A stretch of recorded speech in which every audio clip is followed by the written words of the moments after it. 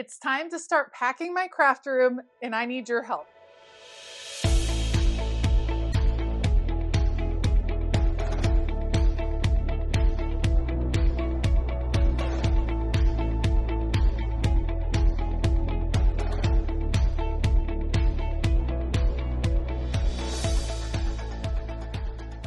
Hey y'all, I'm Elisa, the Scrappy Wife behind ScrappyWife.com. And if you're new here, welcome to my craft studio. In the studio, I do all kinds of different paper crafting. I have journals and planners and stickers and mixed media and a ton of fun things. And I actually designed this craft room from scratch, and I love it. But now it is time for my family to move this summer, and I am going to start working on packing up my craft room. It is a big undertaking. Anytime you're moving at all, of course, it's a big undertaking.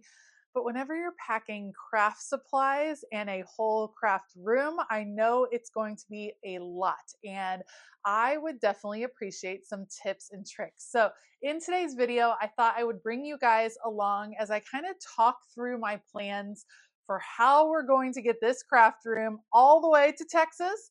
So we're going to talk through it. And of course, I would love some of your opinions. I know many of you have packed up your studios, packed up your rooms, moved across country. Even if you've just moved rooms within the same house, you definitely know what I'm talking about. So today we're going to talk all things organization and packing in a studio. Let's go.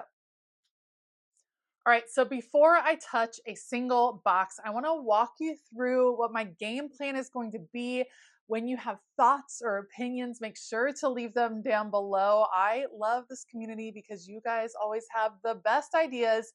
So let's talk about it. The first thing I'm going to do is something I've already kind of been working on, and that's going to be decluttering. I think anytime you are moving your space, rearranging your space, adapting your space, it is a perfect opportunity to do a declutter. I've already started kind of going through, even in my very highly organized craft room. You can check out my final craft room tour and you can see I'm kind of a type A person and mine is pretty darn organized, but I know there's things in here that I no longer need. So I'm going to take a little bit of time to let go of the things that I don't use or need anymore.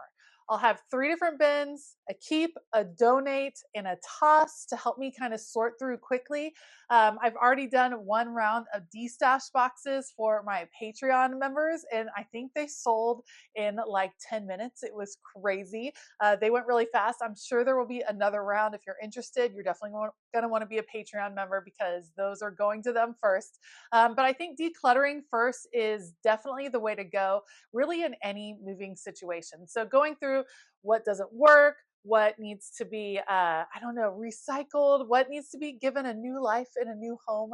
That's going to be pretty darn important for me to do, especially because I'm pretty sure I'm going to be going to a smaller space than where I'm at right now. So I want to make sure that I fit comfortably in my future craft room.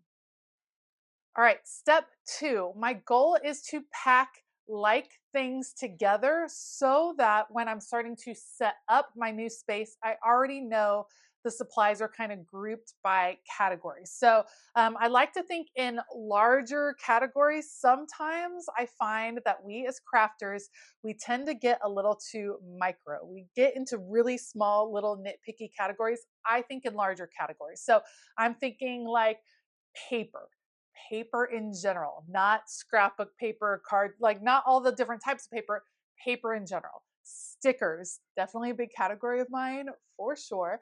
Mixed media supplies, that one is one of those categories that feels very all encompassing and in my experience has been the hardest to organize over time. So mixed media supplies, those might divide up into like wet mixed media supplies, wet mediums, paints, sprays, things like that. And then like mixed media tools, that kind of makes sense. I do plan on having a lot of bags, like Ziploc type bags, gallon bags, because we have so many small pieces and I have a lot of open storage. So I've talked about this before. I love not having to take lids off of things to get to my supplies, but when you are packing to move, that is not going to work out really well. So I want to have a ton of gallon size bags that I can like put my smaller containers into to keep them at least all those little bits together. Then when I move and I'm ready to unpack, at least I know everything will be contained within one bag. So I think that will be a successful strategy to kind of keep things together. I'll organize probably by brand. That makes sense for me and how my brain works and how my job works.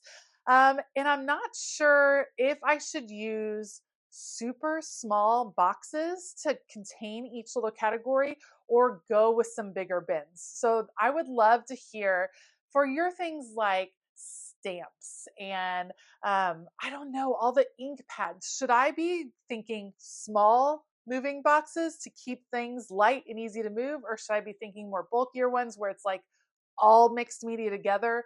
Let me know what you think down below. Now, of course, we are primarily using your typical cardboard moving boxes, but I wanted to get a couple of large, clear bins, clear boxes that are going to be for my most essential supplies. And those are going to be the things that I know I'm going to use for as long as possible while we're here in this space, and that I'm definitely going to want to use pretty fast, or maybe even during the move as we're kind of making our way to Texas. And I definitely want to hear your thoughts on this as well.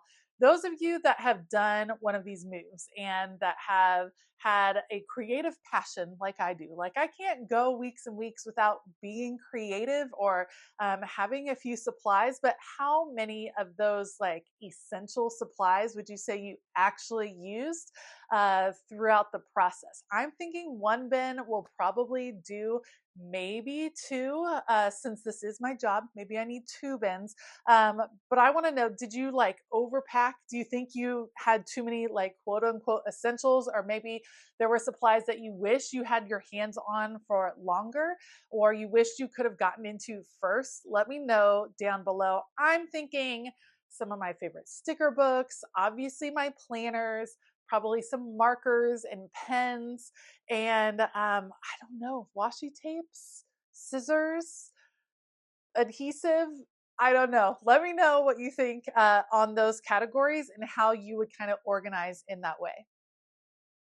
All right, number 4, of course, you know this. I am going to be labeling everything. And while for most of my house, I use very general labels, just what room it's going to go in and kind of just a peek at what's inside, I'm going to have a pretty detailed list of what is going on in my craft studio boxes, because I know I'm going to need to dive in and look for stuff. So I'm thinking that I'll probably create my own labels and have kind of a categorized list. I've also done in the past where I've numbered boxes. When I moved here to Virginia, I would number boxes and then I would keep a record of the number box and what was in that box, so that in the shuffle I would be able to tell if a box was missing, what was in it. So I'm thinking that might work really well.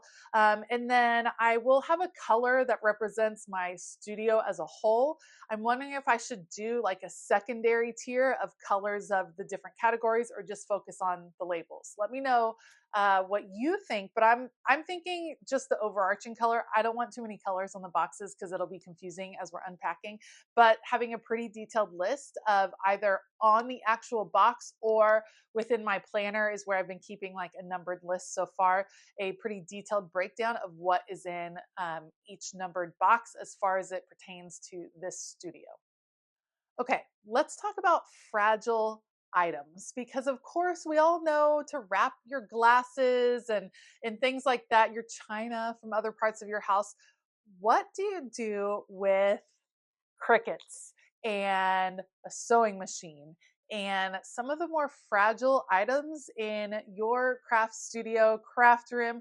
If you have experience with packing craft machines, keeping in mind that I'm not super responsible and I don't have all of the boxes still. I think if you have your Cricut or Silhouette boxes or some of the boxes for these larger pieces, that is by far the best way to repack them. But if I don't have them anymore, how should I pack them? What should I do?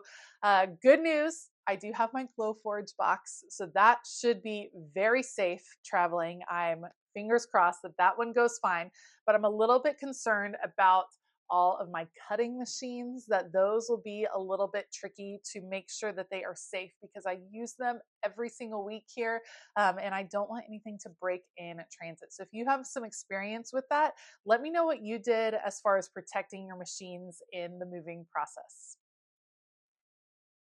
Okay, the last thing I'm gonna do, it kind of goes back to those clear bins. I'm gonna create a first to unpack box.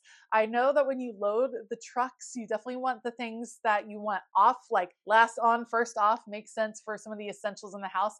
I want a first to unpack box as well. And I wanna know what you would have in your first to unpack box. I'm thinking again, some washi, pens, sticker books, whether I like actually have that in the car with us on the way over, or it's one of the last on first off boxes when we get to Texas. What would be in that essential box? What would you have in the first to unpack box? And what order would you unpack your things?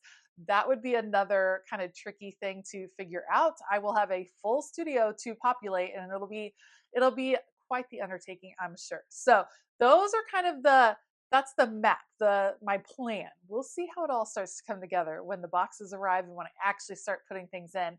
A couple other things that I'm considering. I said I was going to make that list.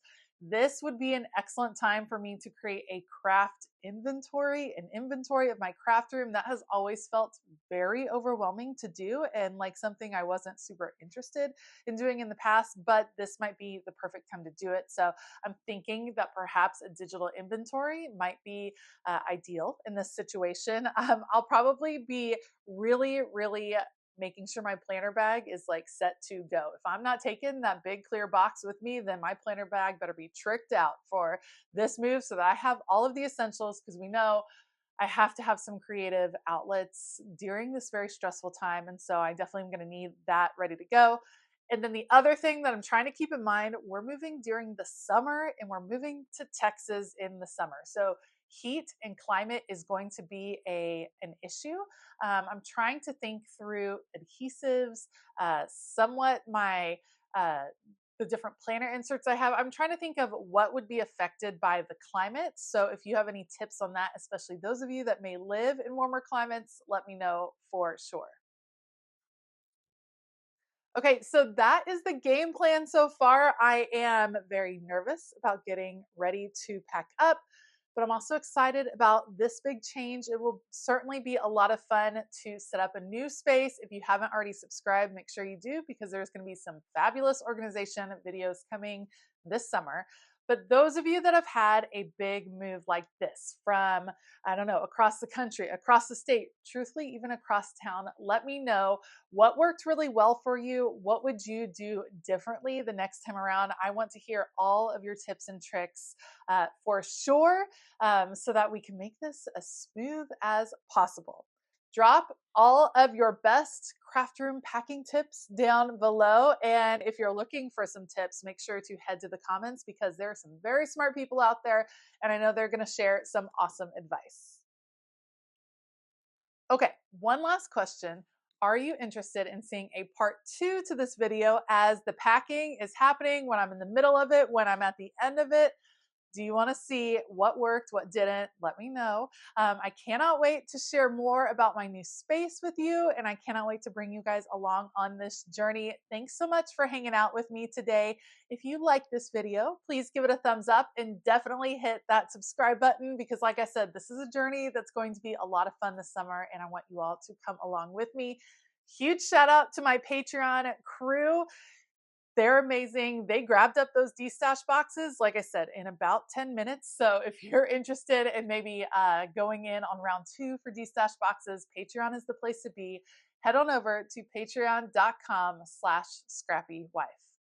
All right. I hope that you have a fabulous day. And as always, keep it creative.